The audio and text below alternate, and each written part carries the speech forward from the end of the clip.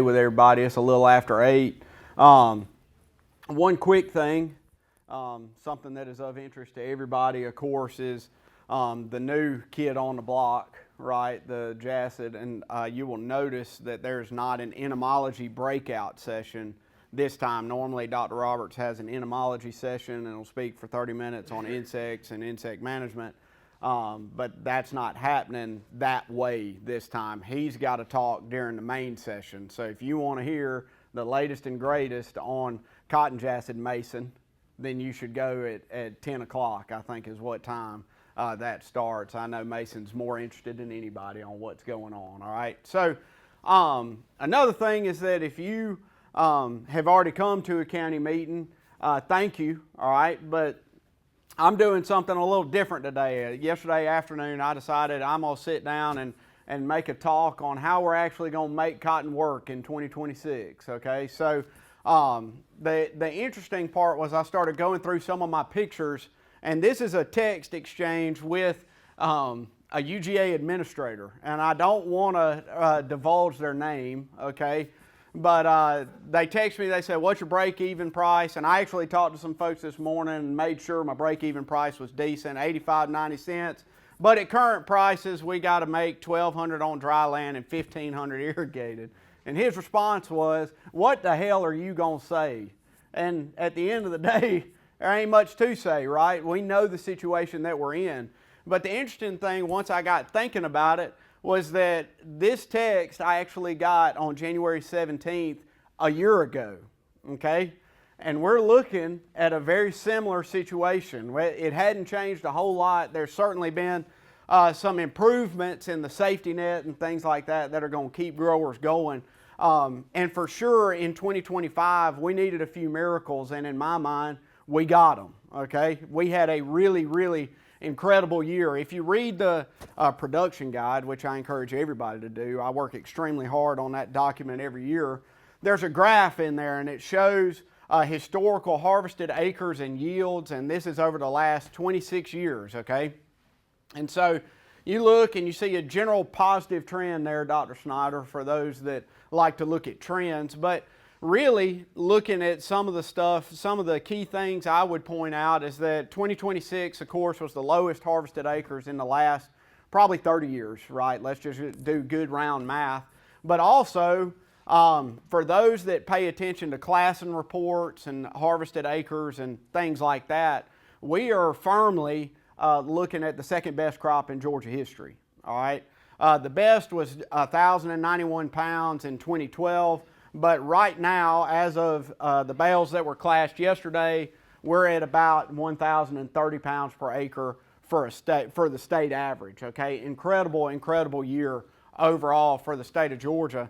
And it doesn't just stop at yield. Quality was very good as well, right? 93% of the grades were 41s or better. Okay, staple was very good. Strength, micronair did not go wompy on a whole lot of people, and then uniformity was good as well. Very few extraneous matter issues, and really for 2025, the take home to me is that we're averaging a 200-point premium, okay, which is really good, and that's leading to some better prices than what I get on text message 3 times a day, okay?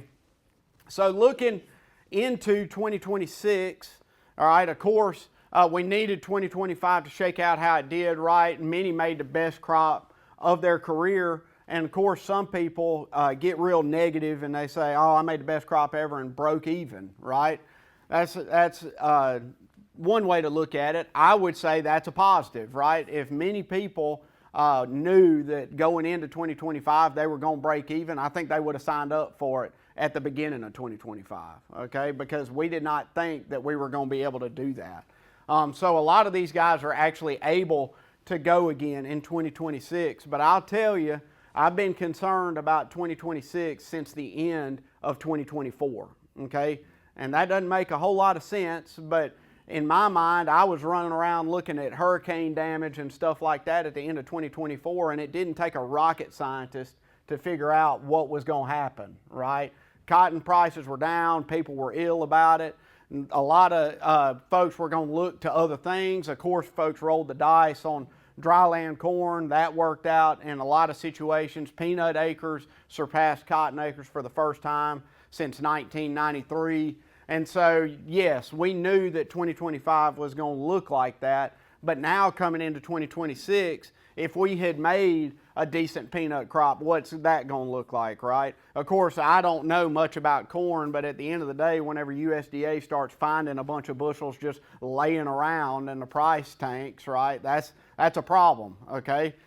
So 2026 is looking like 2025, but there are a couple things that are different. First, I already mentioned some of the improvements to the safety net and things like that. Of course, that'll be talked about in the main session. I am by no means an expert on a lot of that stuff. I've learned more about it in the last couple years, but not an expert. I would encourage you to go to the main session to hear a little bit more about that.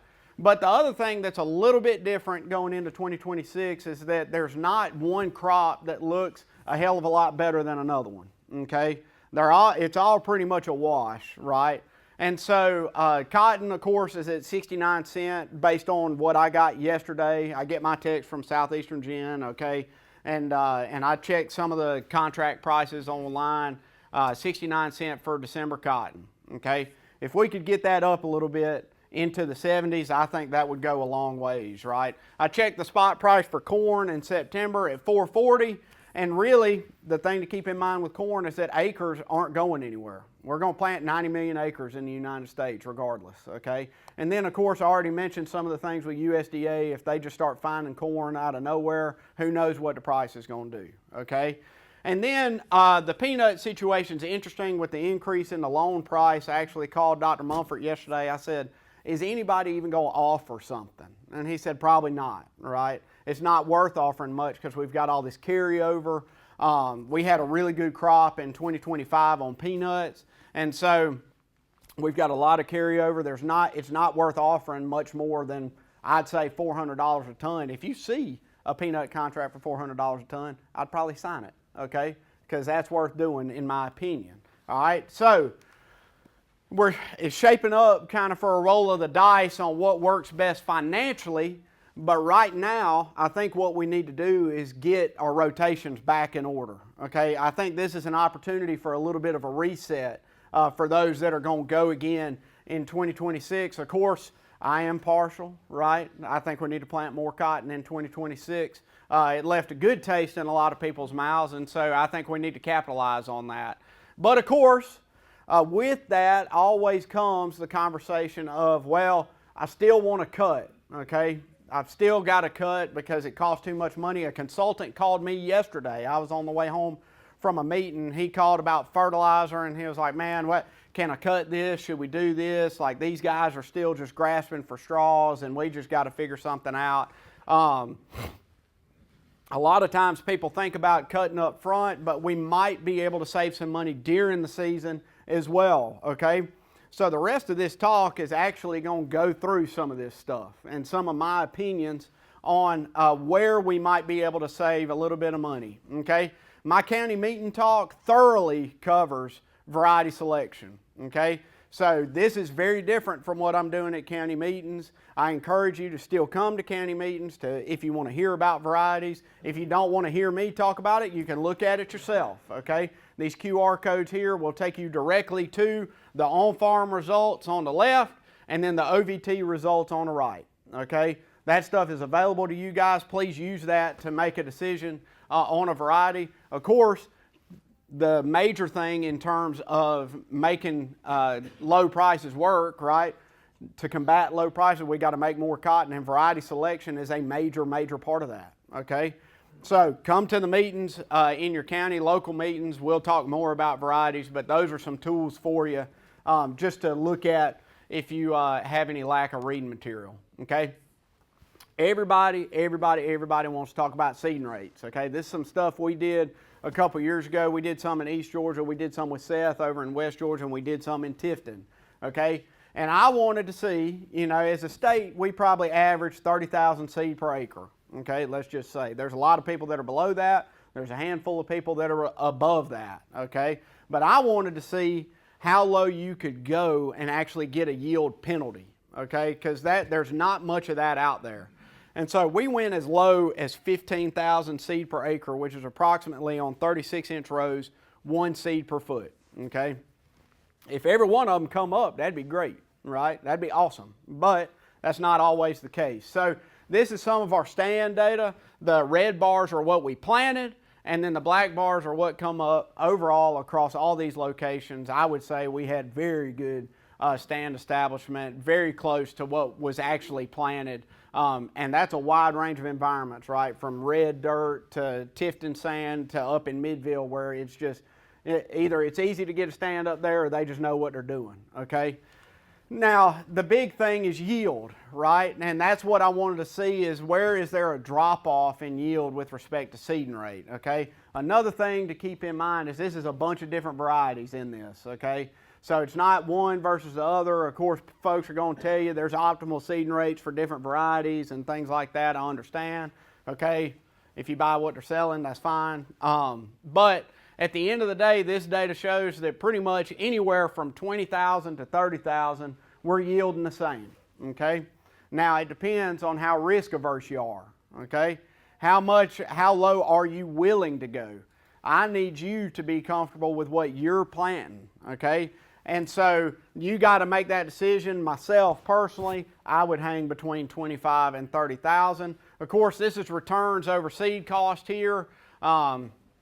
70-cent cotton and $2.87 per thousand seed, and it's averaged across all of our locations. Again, very similar net returns in that 20,000 to 30,000 seed per acre range, okay? And again, just to reiterate, it's not about how many seeds you plant, it's about how many come up, okay? And there's a lot of things that complicate that. Of course, you got weather, field variability, right? You got clay galls and things like that. You got bottoms if they flood out. I understand, things happen, right? Deer, of course, will complicate a stand.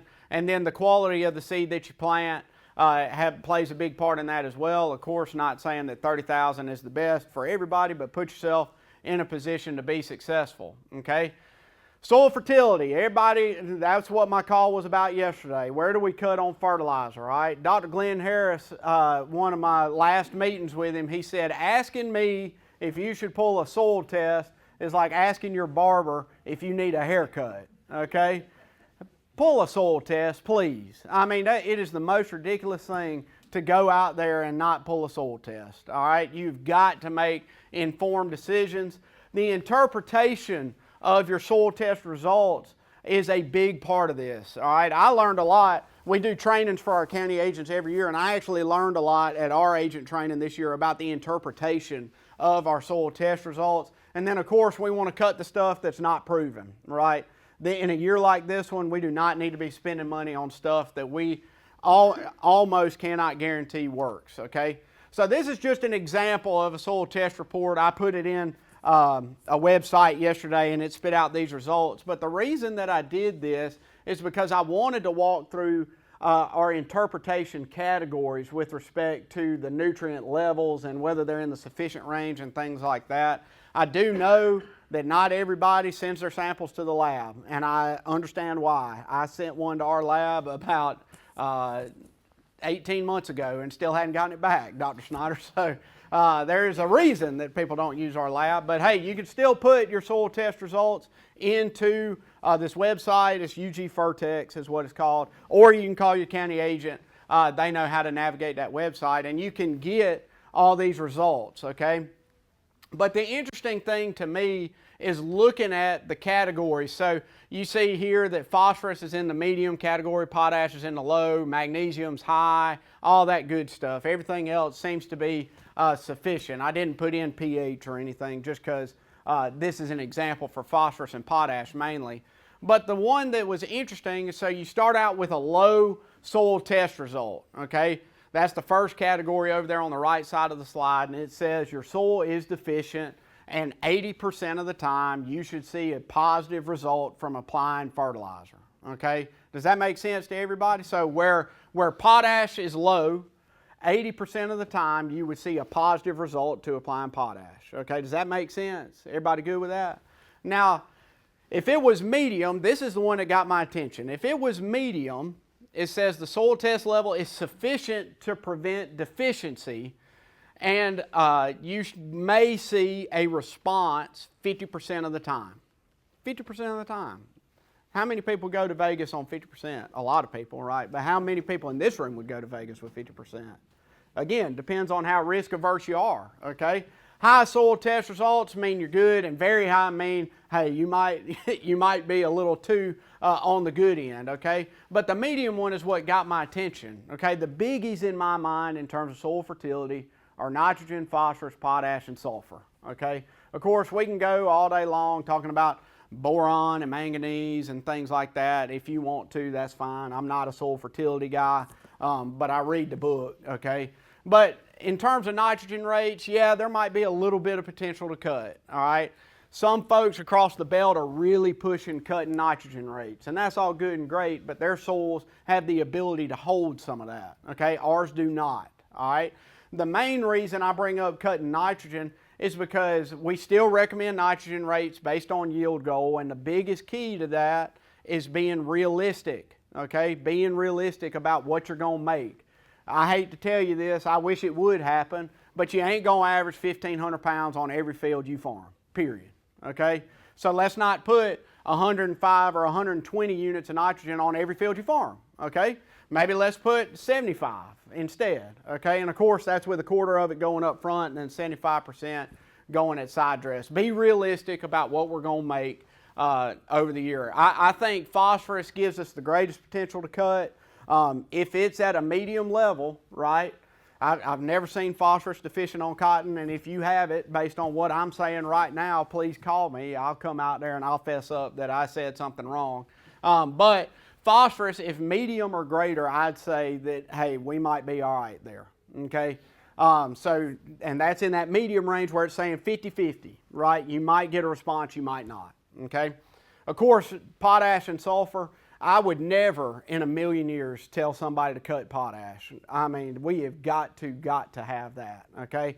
And Lord knows if Bob goes and walks a field of stemphyllium, he calls me, said somebody said that you told him to cut potash. I won't ever live it down. So potash and sulfur, I would not plant cotton with intent to cut those. You've got to have them, okay? Got to. All right, pest management. One of the biggest keys to pest management is having a good scout. You hear what I'm saying? Having a good scout, right? So a good scout helps tremendously. Now, one thing, if you've not had a scout before, if you hire one, you might spray a little bit more, okay? Why is that? Because there might be some things out there that you were missing if you weren't looking, okay? Now, the other thing, conversely, is that if you hire a good scout and they're actually checking and you're spraying on thresholds, you might spray less, okay? A lot of people in this room go out 3rd week of bloom, 5th week of bloom with something, right? I do that. I'll fess up. I go across everything on the experiment station, 3rd week of bloom, 5th week of bloom. But that cuts out on automatic sprays, okay? So spray when you need to, right? Those guys help do that kind of stuff. You pay them for their expertise, okay? Timeliness is key in pest management. I do not care if it's weeds, insects, diseases, okay? Timeliness is key. If you have a problem, it needs to be addressed now, not 2 weeks from now, okay? You get what I'm saying? And then, of course, using the right products, right? The most expensive insecticide, herbicide, fungicide you will spray is the one you got to spray twice, okay? So, keeping those things in mind, one of the biggest things that griped me last year was I got a phone call from somebody and they said, well, X, Y, and Z told me to go spray this insecticide for cotton jassid. And I said, that is the most ludicrous thing I have ever heard, okay? We told them bifenthrin ain't going to work. That means pyrethroids don't work, all right? So don't spray pyrethroids for cotton jassid. That's all I'm going to say about it, okay? In terms of PGRs, I do believe there's a little bit of opportunity to save here as well, okay? And the way to do it, PIX, is cheap, okay? PIX is cheap. It don't cost nothing to put it in the tank, but what's expensive is diesel fuel. What's expensive is driving a sprayer across the field. What's expensive is the person that's driving that sprayer. And if you think that your time ain't worth nothing, you're wrong if you're the one on the sprayer, okay? This is just a relative chart in terms of growth potential of some of these varieties. I've worked on it the last 5 years. Top group is most aggressive, and as you get towards the bottom, they get less aggressive. Now, the reason I think you can save is, let's say we have 2 varieties same yield potential, okay, in both of these varieties. One of them's a little more aggressively growing than the other one, okay? So I'm talking to a grower a year ago, and we had narrowed it down to these two varieties in that situation. And I told him, I said, you may have to get out there a little bit earlier with one that's aggressively growing, right? Hit it during squaring, whereas the one that's less aggressive, you hit it at first bloom, okay? Same yield potential, right? And he said, well, if all things are equal, Camp, I'm probably going to plant the less aggressive one. Why? He cut a trip. Save a trip across the field, okay? Trips across the field, that's money, okay? And it don't matter what's in the tank, but a trip across the field is money, all right? Irrigation, I'm not an irrigation man, okay, but I can tell you what makes me ill about irrigation. We can have a whole separate 30 minutes on that, but I'm not going to cut into Dr. Snider's time because he talks about irrigation. Choose a reliable irrigation scheduling tool if you have irrigated cotton, okay? I can give you my opinion on that if you want it. If you've listened to the podcast, you've heard my opinion on it, okay? Don't overwater. But hey, don't underwater either, right? That's complicated, okay? But using a good scheduling tool is certainly going to help with that. Of course, as we get into peak bloom, it needs a little bit more water. But really, I think the big opportunity for savings is some of the stuff that Dr. Snider's going to talk about. He's done some really cool work over the last couple years and has demonstrated that we can actually terminate irrigation earlier than we previously thought, okay? And so, in my opinion, just anecdotal evidence, because I'm not a real scientist, I just go out and walk around, okay, and I look at cotton a lot. But the difference between 10% open and cutout, which we define as node above white flower 3, in my mind is about a week, okay? And that's one watering event that you can save, and I would say on average that's about $10 per acre, okay? Is that about right, Dr. Snider? Good. He's going to show the data, and he can talk more about it.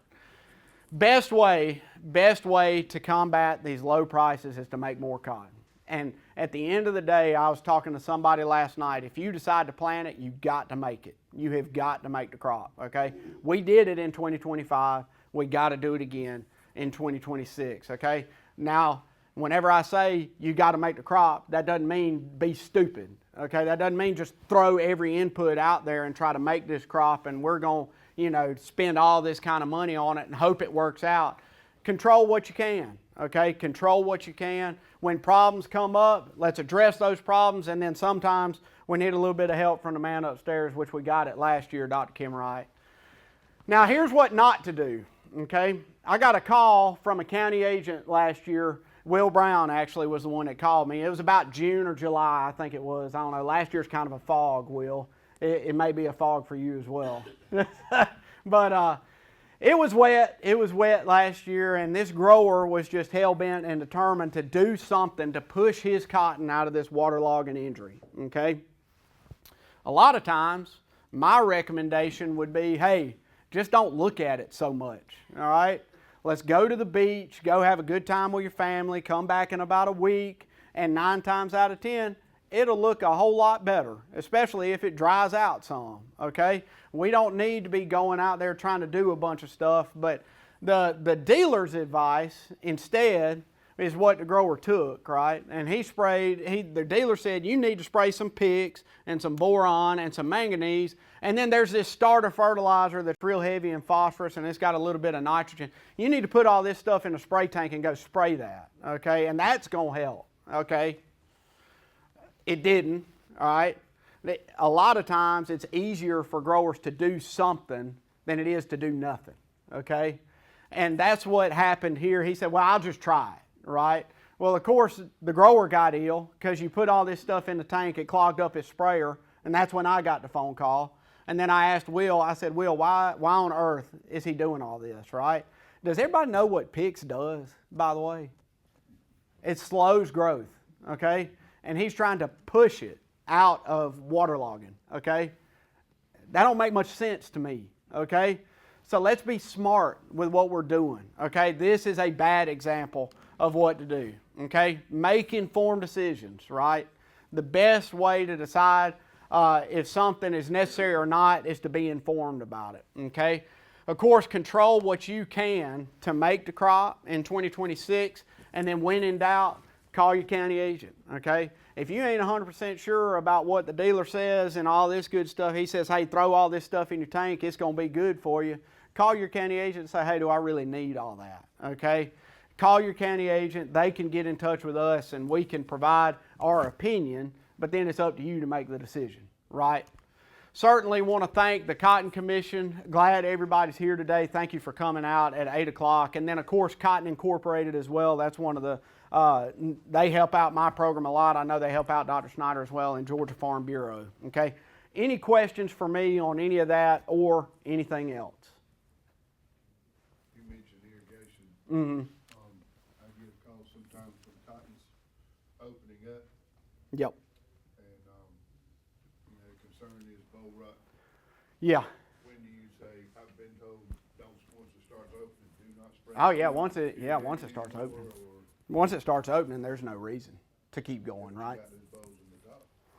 And they don't take as much as you think, and that's a lot of what Dr. Snider's going to talk about. And I mean, if you remember, I mean, last year, right, it was extremely dry, okay? And those top bowls most times still finished out, even with very little moisture that we had in August and September. So they don't take as much, and they don't take as much as those big bowls in the bottom. They're smaller, right?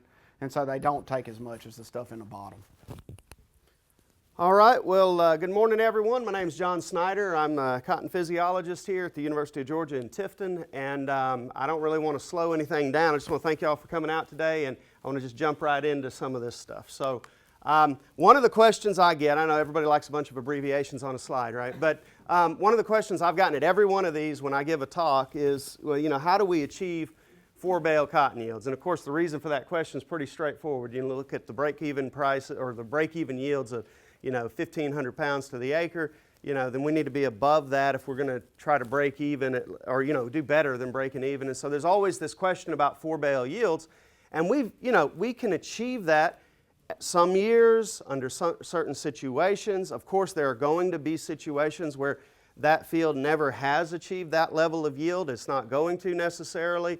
And so we need to be aware of that, right? But as far as the questions that I get, as a physiologist, I kind of want to know, you know, what's even possible, right? What is the potential in our environment to achieve this? Because when we get these questions, you know, is this just something that if we apply what we know about the physiology of the crop, is this something that maybe once every now and then you might luck out and achieve it, or is it something that theoretically could be achieved, you know, on a regular basis, right? We kind of want to know if that's even possible, right? And so that's one of the things that, as a physiologist, the things that drive yield, the things that I tend to look at, I look at yield as kind of the product of these three main things. And that first set of abbreviations there, that I part, just means intercepted photosynthetically active radiation.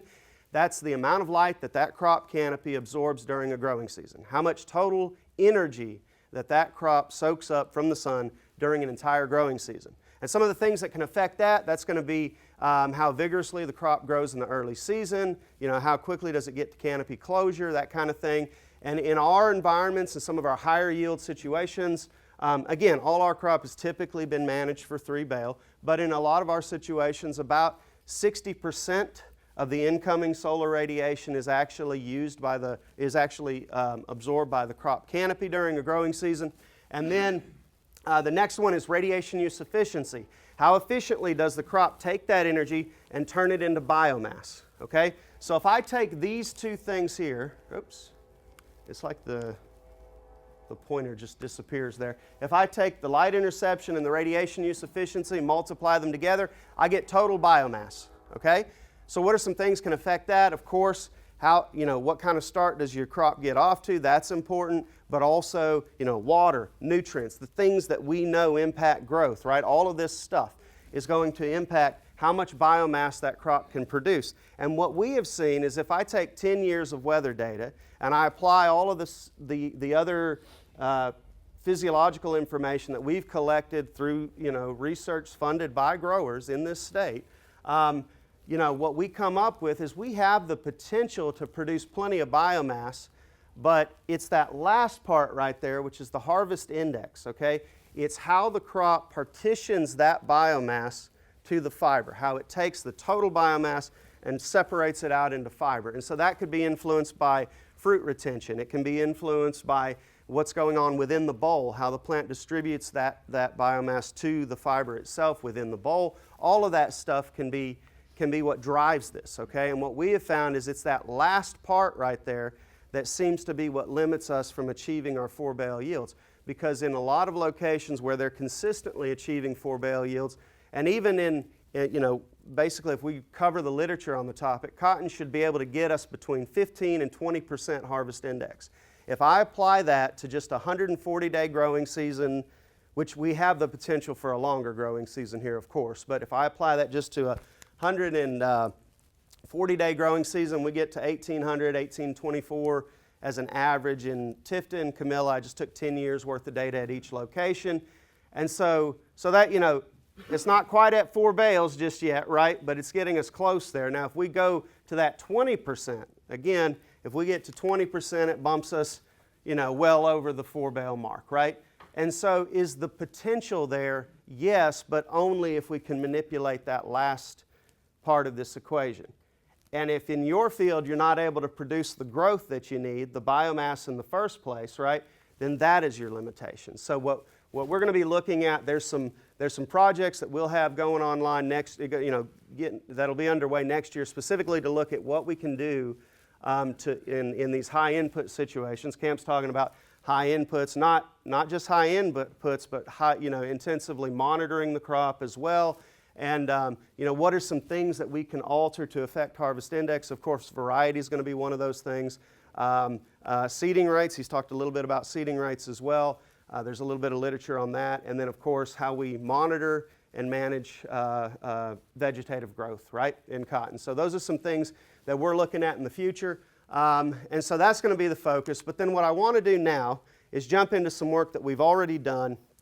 And I want to get into this irrigation termination stuff because we get a lot of questions about this. We've gotten a lot of questions over the years. And one of the things you don't want to do is invest all this money into a crop, and then at the end of the season, you pull the trigger too early, you say, I'm done irrigating, and then you cost yield, or you do it too late and you're irrigating when you just don't need to, right?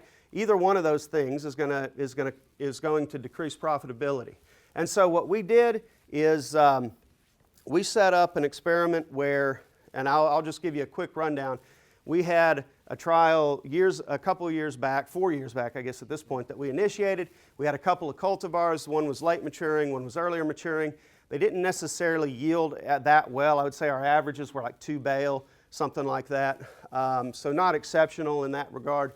But what we found was it didn't seem to matter if we terminated irrigation at cutout or at first open bowl or 2 weeks later or 4 weeks later. We didn't affect yield, but we did affect how much water we put out, okay? And so, and we did this over 2 years. We had a pretty dry end of season then, but there was always kind of this open question because the yields weren't quite what we would have liked to have seen. And so we selected a cultivar that was one of our higher yielding ones in the on-farm trial, which was Stoneville 5091, which I guess is no longer available, is that right? So, but we did 2 years of work on this and did this down at Stripling Irrigation Research Park. So what we did is we manipulated the timing of key growth stages just by using picks. We took the same variety and we either left it untreated, just let it grow however it was going to grow, right? Or we used a moderate strategy where we would come in and put out picks at first flower and then follow up 2 weeks later with an additional application. And what you find is, if you'll look, again, it'd be nice if this laser thing would work here, but what you'll find, you see the white bar there? Let's just look at the cutout. I think the first open bowl, how we managed picks really didn't affect that, okay? The timing of it. But how we managed picks did affect our cutout date, okay? So if we just let the crop do what it wanted, right, we would reach cutout later than if we controlled growth. That shouldn't be a surprise to anybody, right? That we affect that cutout date. Now, in terms of the difference between cutout and first open bowl, if you look, especially if you look at the moderate one that we terminated irrigation at cutout, you're looking at 2 weeks. If we don't do anything different there, you're just looking at a few days, okay? And so it really depends on the growth of that crop, right? The more aggressive growth we have, there's not going to be much difference between cutout and first open bowl. In fact, the more nodes you have, that difference, you could actually be in a scenario where the plant hasn't stopped growing and you've got an open bowl on that plant, okay? So just to show you kind of the difference that we're talking about, the amount of time that we're talking about here. But if we look at irrigation requirements for some different treatments that we had treatments that were, again, we had the different PGR treatments, but then we either terminated irrigation at cutout or we terminated irrigation at first open bowl, which is the current recommendation, okay? And these boxes are just showing the treatments that received the least amount of irrigation. So in 2024, there was no real interaction with the PICS treatments necessarily, but what we did see is if we terminated at cutout, we saved about 1.5 inches of water compared to terminating at first open bowl. Next year, our moderate growth control treatment terminated at cutout received the least amount of water, and we saved about 1.5 inches. And if you look at that in terms of additional cost, right, we saved either $12 or $24 per acre, depending on the power source used to pump that water out of the ground, okay? And so we saved irrigation with these different irrigation, the timings here, by doing this early, by managing growth, and by terminating irrigation earlier, we saved water, all right? And the question, though, is, did it affect yield? Did it cost us yield? Did it improve yield? And that kind of thing, right? That's what we want to know here. Okay, so if we look at our yield data over 2 years, the first year, I wouldn't say those yields are necessarily exceptional, but in neither one of these years did we see a significant yield effect. So those A's there, that just means statistically, all of those are the same. So we're not costing yield by terminating irrigation at cutout. And in that second year, those yields were right at 4 bale yields for the entire study, okay? And this is one of our largest set of plots here.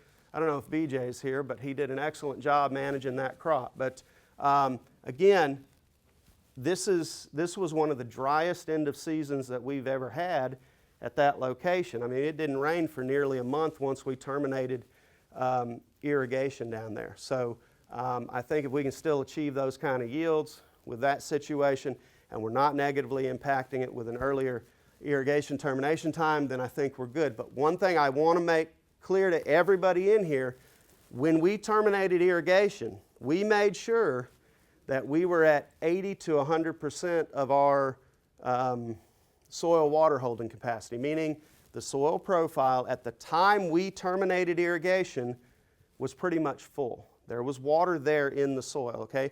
And there are tools available for us to estimate what that soil water deficit is. So let's make sure we've got water in that soil profile when we pull the trigger here, because if you're just looking at the crop and making that decision, you say, okay, I'm going to stop irrigating, but you're sitting at a 60% deficit, but the crop looks fine, right? Well, yeah, you could probably penalize yourself. So we have to make this decision knowing that we've got water in the soil profile when we pull the trigger, all right?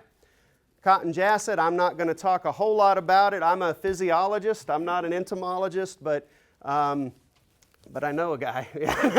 So there were some experiments going on this last season. Of course, the jasset came in kind of late in the year. And so Philip had a study where he had different treatments out there, and they had a rating, an injury rating system. And he had, of course, what we did is I went out with him. He would tell me, okay, this is a rating of, an injury rating of 2. We didn't really have enough of the 1s for me to even put up here. But this is a 2, this is a 3, like different levels of injury, right? And so I would measure photosynthetic rates, because the question he had is, hey, when it looks like this, if it's just in those early stages of injury where it's just kind of that yellowing on that leaf, he's like, how much do you think that's costing us, right? And so whenever I did my measurements, basically in even the earlier stages, like that visual rating of a 2, we're losing about 40% of the efficiency of that leaf, okay? And so the question is, how is that, at the end of the day, is that going to affect our yields? What we'd like to do this year is couple this with some planting date work, along with what Philip's got going on with of course, different pest control strategies embedded within that. And we're basically going to couple these measurements with, growing degree day assessments. And so the idea here is, okay, yes, you have this level of injury. Now, how much would we expect it to affect you? And can we, at what point in the development of that crop does that level of injury not matter anymore, right? I think that's going to be an important thing to know when you can walk away from it without, really worrying about a yield penalty, right? Because we don't know exactly when these are going to come in, for one thing. So, okay, that's all I'll say about it. But this is going to be something that we started this year. I say we, my student over there, Muhammad, he's working with me on this. We started this project. I'm going to just kind of get into it. I don't know what kind of time I got, so I'm going to need to probably move through this fairly quickly. But there's this topic of bronze wilt, and in all fairness, Camp and I weren't really working in cotton necessarily whenever this became a problem, or when it was originally a problem back in the 90s. And so whenever we talk about bronze wilt, there's kind of this series of symptoms that gets described, right? That you've got in an otherwise healthy field, you'll have plants that for whatever reason, I'm just going to say for whatever reason, they're going to start showing a little bit of reddening of the leaves, right? And they may or may not progress to something more severe. So you've got a little bit of reddening of the leaves. They're going to then either progress to more severe wilting, and those plants may crash and burn. They may stay permanently stunted, but if they don't progress, it may not have any impact on that plant at all, if you go read some of those publications on that. And what the authors suggested was, well, all we can really tell you is there's really two things that you can do about this if you don't want to get bronze wilt. What were the two things that they brought up in that? Do you recall? Plant early or don't plant a variety. Right. It was plant early, right? If you must plant varieties that tend to show this, plant early. And, or just don't plant certain varieties that tend to show bronze wilt, right? And so in 2019, me, Sadiq, Ping, there was a whole group of us that went out to this field, and again, it was an otherwise healthy cotton field, but we had a certain percent, I think it was like 20% of the plants were showing these weird symptoms, and they kind of ranged from an initial, it doesn't look as great on this screen, but an initial reddening that you'd start to see, and then it might progress to where you get some of this wilting along with a broader whole plant sort of reddening. And then that plant may very well crash, and you'll have complete necrosis of the leaves and that type of thing. Other times the plant would just stay stunted, but in all situations that individual plant really never produced anything. Okay, the individual plants are non-productive.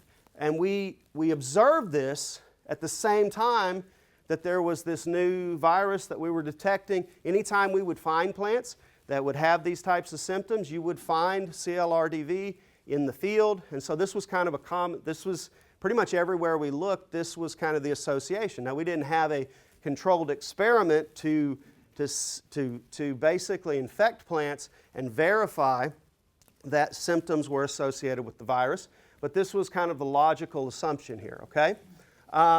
And there was a whole lot of work that was done since then, but more recently in 2024, there was some yield loss associated with bronze wilt type symptoms, and Camp identified, I think, 5 varieties that were likely to develop these symptoms under certain situations. And so, he reported yield loss, so all of a sudden this mattered, right? So we've initiated some projects over this last year, and then I guess this other thing that I'll just briefly mention, something that always kind of stuck with us is we were doing another student of mine was doing some work on plants that were symptomatic and asymptomatic, right? And what we found, and what was it was a little confusing to us, was that about 80% of the plants that are symptomatic, they tested positive, all right? They're symptomatic, they tested positive, but about 20% were negative. So we're seeing symptoms. So you've got essentially a sick plant there, but we weren't always able to detect the virus, all right? Now, there's a higher percentage of them that had the virus there than didn't, but as far as being able to conclusively say this is what's causing it, we really couldn't do that. And so what we did this past season is we took 4 varieties. We took 2 that we really weren't expecting to produce any sort of symptoms. We took 2 that were showing the symptoms pretty severely in that 2024 season. And we grew them under a bunch of different, we grew them in 4 different experimental locations, I would say. But the place that we saw the, kind of the best results for us, where we actually generated some symptoms, right, was when we planted late, which again goes back to that original recommendation. When we planted late, and we mostly saw it in the varieties that we would expect, okay? I'm going to skip through some of this stuff on the experimental details here. We did a whole lot of different measurements, a lot that I won't be going into today. But the results are this. The 2 varieties that we expected to show symptoms, if plants were symptomatic, they had significantly lower photosynthetic rates. If we had these other 2 varieties and they were symptomatic, we didn't really see a significant reduction in photosynthetic rate. And then more importantly, if we look at yield, and keep in mind this is extremely variable because we tag plants at the beginning, like at squaring, right? You don't know how productive that plant is going to be long term, but we would tag them when we saw them as symptomatic or asymptomatic, and at the end of the season we went ahead and picked whatever was on that plant. The main thing here is, in those varieties we discussed, the ones that were more likely to show these symptoms, if they were symptomatic, we took a yield hit, okay? Those plants that were symptomatic did not produce much cotton at all, okay? Whereas the ones that are asymptomatic, there was no real difference there. In other words, the symptoms didn't have an impact on productivity for those plants. The other thing that was really interesting to us is, if I looked at symptomatic and asymptomatic plants, we had a we basically had no difference in the percentage of plants testing positive for the virus, but we did have a very strong variety effect, okay? And so the 2 varieties on the left, all right, those are the ones that had the highest, presence of symptoms, and when they had symptoms, it actually negatively impacted the plant, okay? And yet they had the lowest infection rate. The ones that were much less likely to show even mild symptoms had nearly 90-something% infection rate, okay? So that alone might make us think, I'm not so sure that this is what's causing the true bronze wilt type symptoms, what you would expect to limit the productivity of the plant. So we did what's called a chi-square analysis, where we just say, are these 2 things associated? And the short explanation of this table is we took all the plants that were in this experiment, regardless of variety and all that stuff. If I saw a plant that was symptomatic, all right, and if I saw a plant that was symptomatic, I'd have just as good a chance of telling you whether it had virus in it if I flipped a coin, assuming it wasn't weighted, right, heads or tails. And that's kind of what this is telling us, that we cannot say that there's an association here, okay, that we couldn't say that there was an association, all right? So that's kind of the take-home message there, and what I want to do is, I mean, it may be a little bit too late for this, but if there's any questions, I'll be happy to take them, but I also want to thank Georgia Cotton Commission, thank Cotton Incorporated for their continued support of my program. Any questions?